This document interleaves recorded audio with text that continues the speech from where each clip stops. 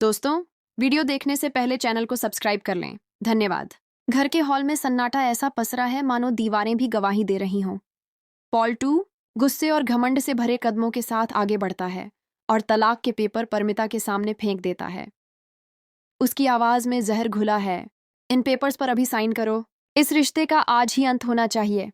परमिता की आंखों में आंसू हैं, हाथ कांप रहे हैं, लेकिन उसकी आवाज में अजीब सी मजबूती है।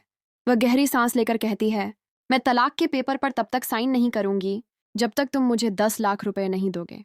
इतने सालों की बेइज्जती, तकलीफ और बलिदान की यही कीमत है। उसकी बात सुनते ही पूरे घर में खुसर पुसर शुरू हो जाती है। कोई हैरान है, कोई नाराज, तो कोई चुपचाप तमाशा देख रहा है। पॉल 2 पहले एक पल के लिए चौंकता है, जैसे उसे उम्मीद ही ना हो कि परमिता ऐसा कह सकती है। फिर उसके चेहरे पर वही पुराना अहंकार लौट आता है। वह ठंडी हंसी के साथ कहता है, ठीक है, 10 लाख मिलेंगे, लेकिन इसके बाद तुम इस घर में एक पल भी नहीं रहोगी। तभी दुर्गा दीदी आगे बढ़ती हैं। उनकी आंखों में गुस्सा और आवाज में दर्द है। पॉल 2, पैसे लेने के बाद भी परमिता इसी घर में रहेगी, ये उसका हक है। लेकिन पॉल 2 जिद पर अड़ जाता है, नहीं, ये घर अब इसका नहीं है। माहौल और ज्यादा तनावपूर्ण हो जाता है, जैसे किसी की सांसें रुक गई हों। परमिता कुछ नहीं बोलती, बस उसकी आंखों से चुपचाप आंसू बहते रहते हैं। अचानक पॉल 2 अपना आपा खो बैठता है। वह जबरदस्ती परमिता का हाथ पकड़ता है और पेपर पर साइन करवा लेता है। यह देखते ही अहाना और दुर्गा दीदी पूरी तरह शॉक्ड रह जाती हैं।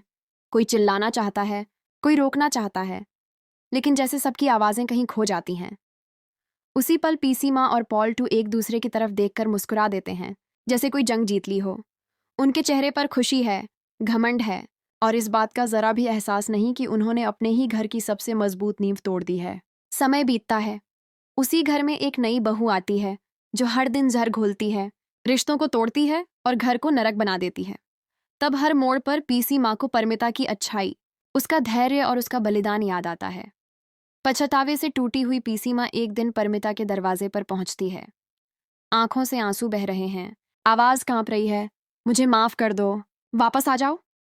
लेकिन इस बार परमिता की आंखों में आंसू नहीं, सिर्फ आत्मसम्मान है। वह शांत लेकिन मजबूत आवाज में कहती है, जिस घर में मेरी इज्जत नहीं थी, वहां अब मेरे लिए कोई जगह नहीं। आपने मेरे साथ बहुत बुरा किया, अब मैं वापस नहीं आ सकती। उसका ये फैसला सबको सिखा जाता है कि एक अच्छी बहू की कीमत हमेशा तब समझ आती है जब वो हमेशा के लिए खो दी जाती है।